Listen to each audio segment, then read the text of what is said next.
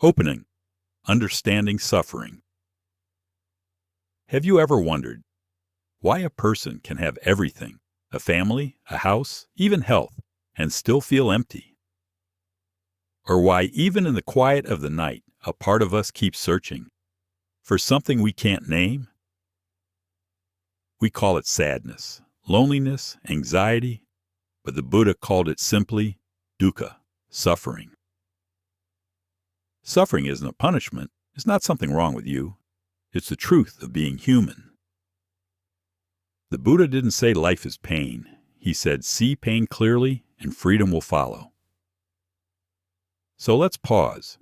Take one gentle breath together. Breathe in. Feel the air touch your heart. Breathe out.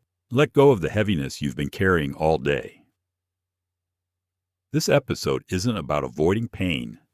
It's about understanding it the way the Buddha taught, through clear seeing, not blind belief. Because when you truly understand why you suffer, the door to peace quietly opens. Stay with me. Together we'll explore not just why we suffer, but how to live beyond it.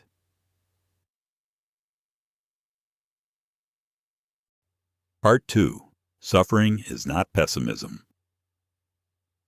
Most people hear the Buddha's words, life is suffering, and think it sounds dark, maybe even hopeless. But what if he wasn't being negative at all? What if he was simply being honest? Buddha never said life is only pain. He said, life includes pain, but wisdom can end it. That's not pessimism, that's clarity. Look around. Everything you love changes. Health fades, relationships shift, money comes and goes. Even the body you're sitting in right now will one day be gone. To see this truth is not to be sad, it's to wake up. The Buddha taught to live without causing suffering to yourself or to others. That is the foundation of true morality. Understanding suffering isn't about rejecting life. It's about seeing how our grasping, our wanting things to stay the same, creates the very pain we fear. When we don't understand suffering, we chase happiness like a mirage. We think joy is something we can get from success, from others, from control. But happiness that depends on control always breaks when life changes.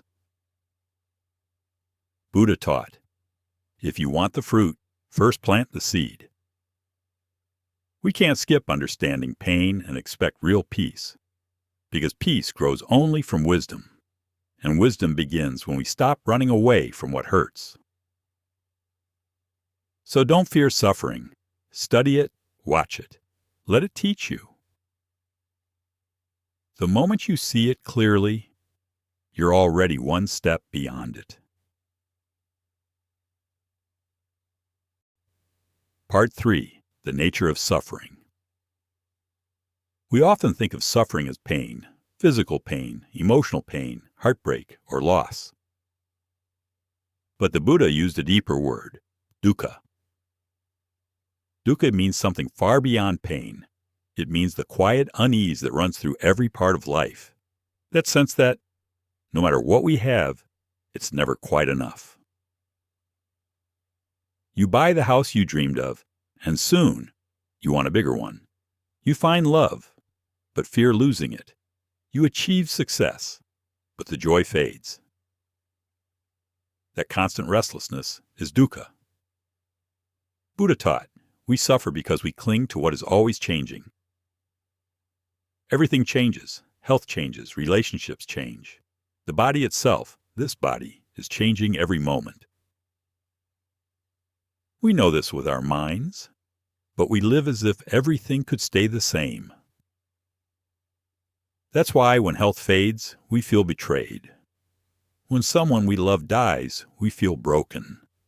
When our career falls apart, we feel lost, because we believe permanence in a world that has none.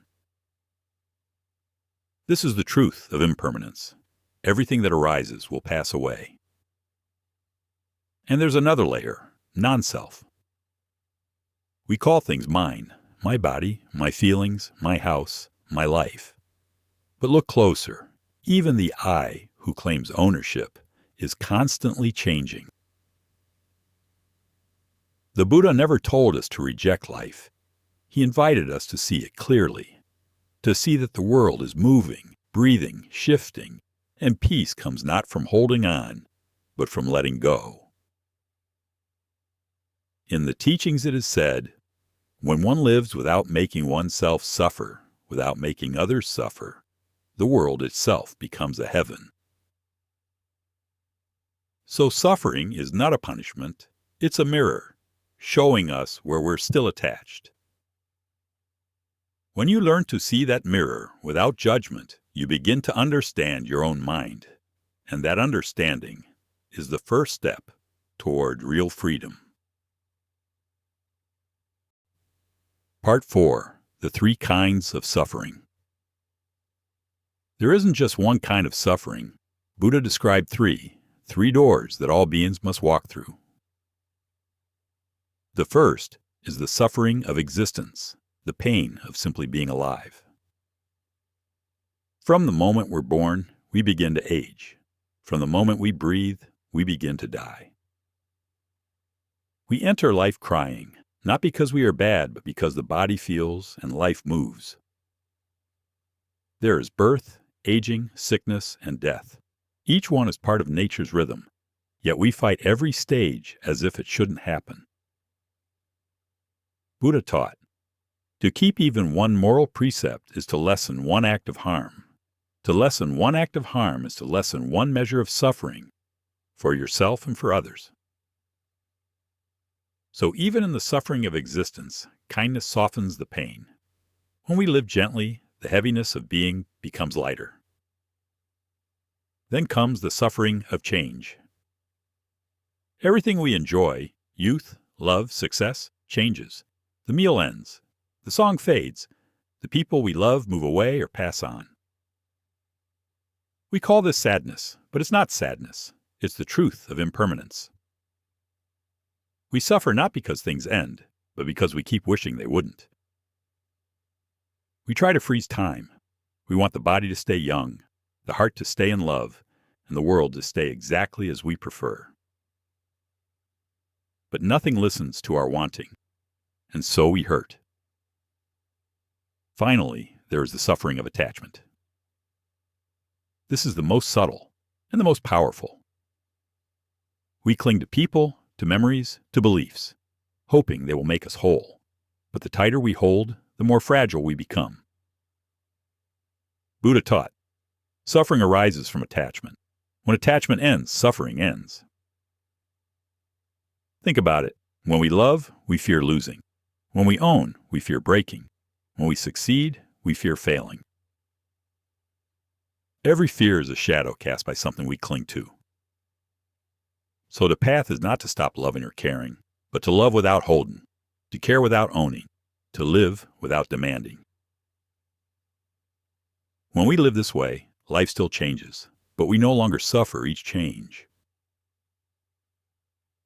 That's when compassion begins to bloom, and the world around us starts to feel a little more like heaven. Part 5. The origin of suffering. Desire, anger, and ignorance. If we look deeply, we'll see suffering doesn't appear by accident. It has a cause.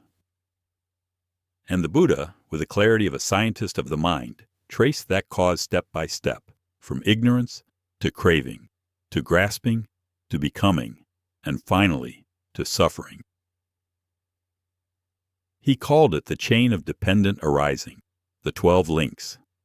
But you don't need to remember all 12. You only need to see the heart of it. When we want to hold what cannot be held, suffering begins. We crave pleasure, we resist pain, and we want the world to follow our personal script. But life has never agreed to that contract. Desire says, I want. Anger says, I hate. Ignorance says, I don't see the truth. Together, they build a cage around the mind. We chase what we love, we fight what we hate, and we ignore what we don't understand. And in that restless cycle, we grow tired, lonely, and afraid. Buddha taught, if you understand the truth but refuse to change, you make yourself suffer, and you make others suffer. It is like a demon who knows wisdom but keeps doing harm. So knowledge alone is not enough.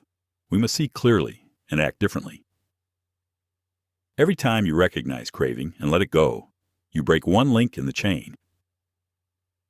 Every time you catch anger and soften it with compassion, you open a window for peace.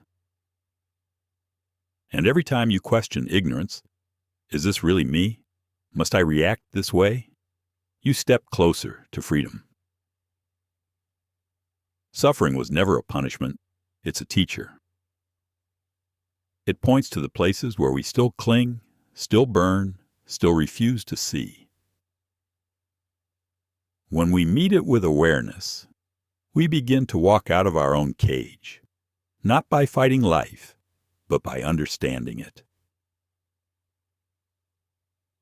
Part 6. Understanding Suffering to Transcend It. The Buddha never asked us to escape pain.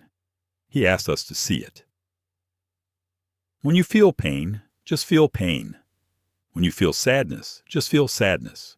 No story, no blame, no running away. The mind always wants to fix or fight what it doesn't like. But healing begins when we stop fighting and start observing. Buddha taught, when we see suffering clearly, wisdom arises naturally. Wisdom doesn't come from reading or believing. It comes from seeing with a quiet mind.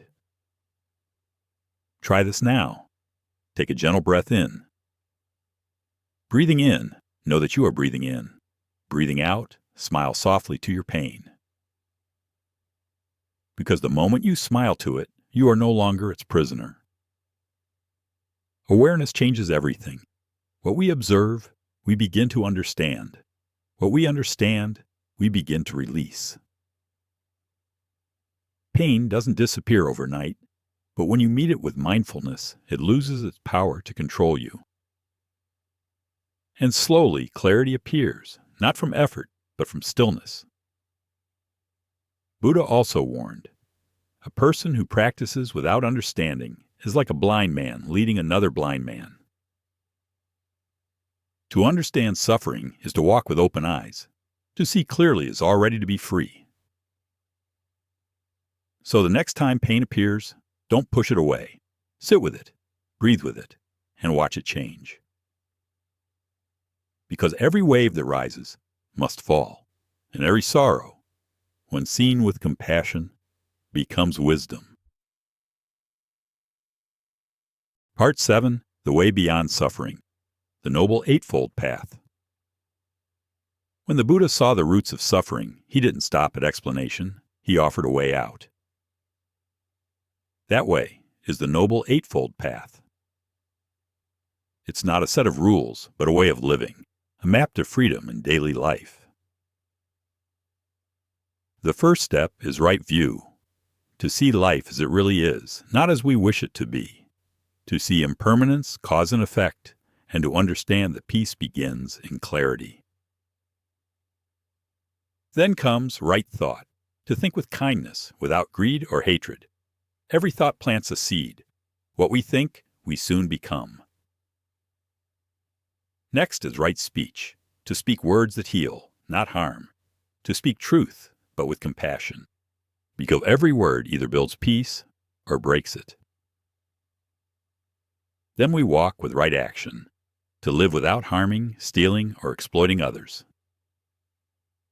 And right livelihood, to earn our living in a way that supports life, not destroys it.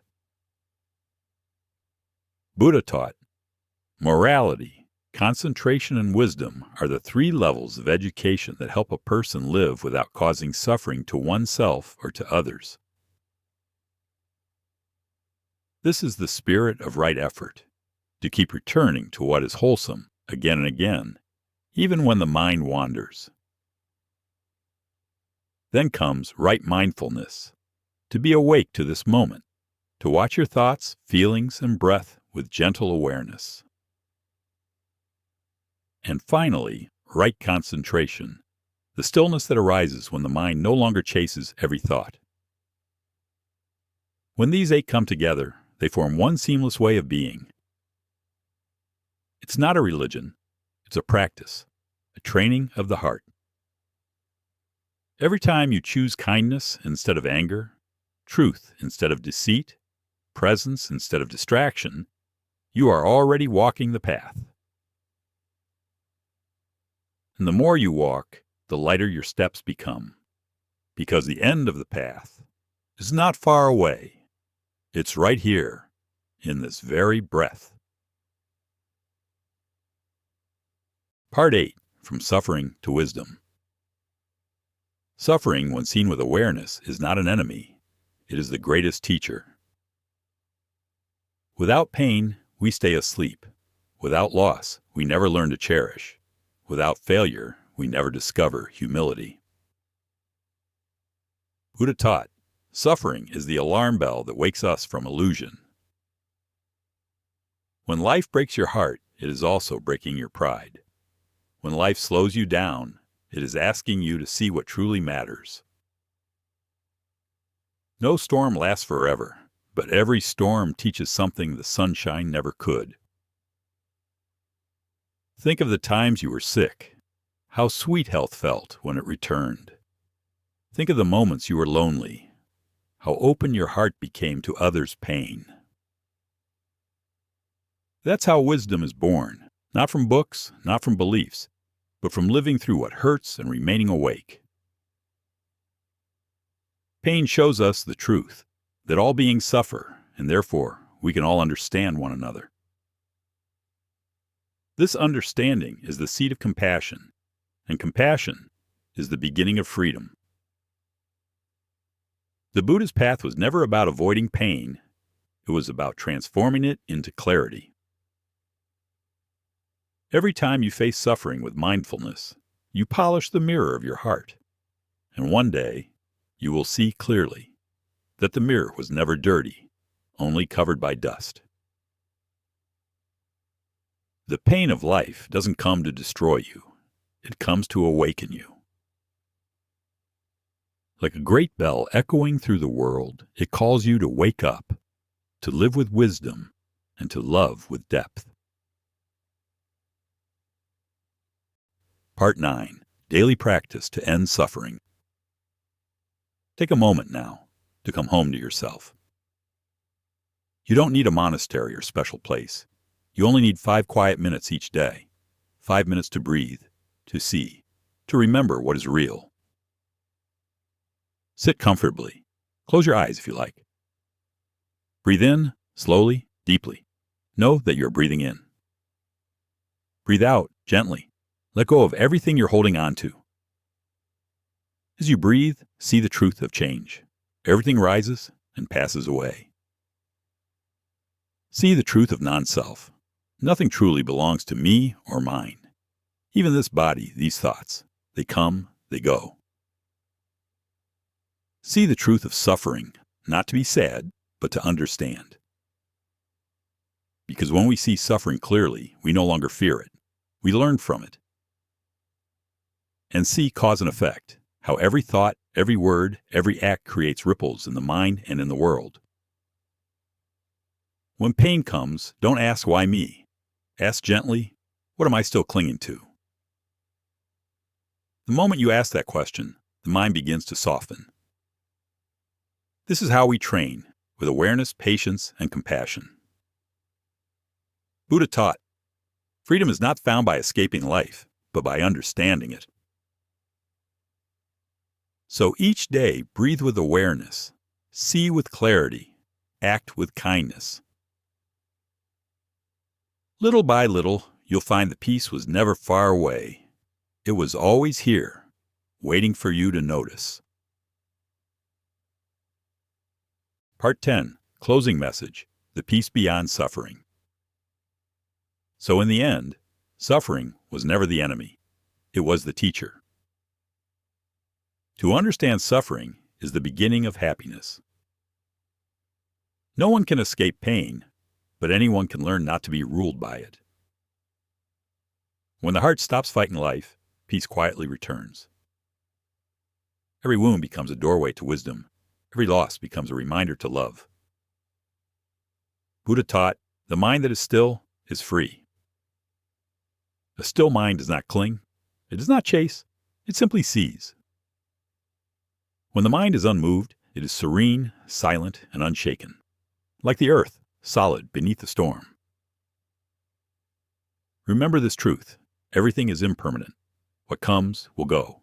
What is born will fade. Even this body, it was never truly mine. So why be afraid? Why be angry? Why be sad? Let life flow through you. Let go of grasping, let go of control, let go of the need to make everything last. Because when you let go, you don't lose anything. You gain peace. And in that peace, you will find what you've been searching for all along.